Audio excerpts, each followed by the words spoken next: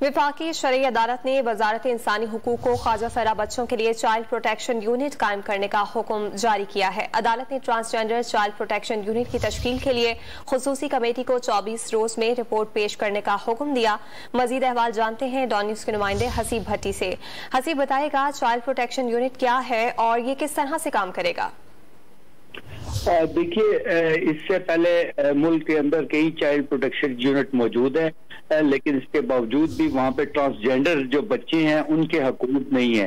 इस हवाले से आज ज़ुमरत खान अदालत में पेश हुए, जो एक नादार बच्चों का एक सेंटर चलाते हैं, और आज वफाकी शरई अदालत के जज अनवर की सरबराही में 2 रुकनी बेंच ने ट्रांसजेंडर के खिलाफ मुकदमात की समाअत के दौरान कहा कि वजारत इंसानी हकूक ट्रांसजेंडर बच्चों को हकूक फराहम करने में संजीदा नहीं है। वजारत इंसानी हकूक के हुकाम को हिदायत की गई है कि अदालत आने से पहले आर्डर पढ़ लिया करें।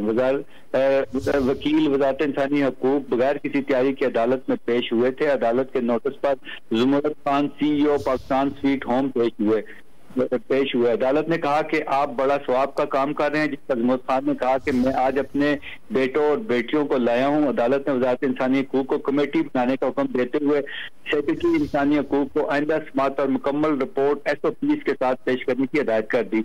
हुकूमत अपनी जिम्मेदारी पूरा नहीं कर रही, ये बच्चे कहाँ जाएंगे? अदालत ने कहा कि ख्वाजा सरा बच्चों के लिए चाइल्ड प्रोटेक्शन यूनिट कायम किया जाए। यानी इससे पहले मुल्क में जो ख्वाजा सरा बच्चे हैं ट्रांसजेंडर, उनके लिए कोई भी ऐसा यूनिट नहीं है। ये कायम करने का हुक्म दिया गया। अदालत ने खुसूसी यूनिट के SOPs की तैयारी के लिए खुसूसी कमेटी तश्कील दे दी। कमेटी 24 दिनों में SOPs तय करके अदालत में रिपोर्ट पेश करेगी। इसके साथ ही अदालत ने हुक्म दिया कि फौरी तौर पर 24 रोज के अंदर अंदर ये कमेटी जो है ना अपनी रिपोर्ट पेश करे।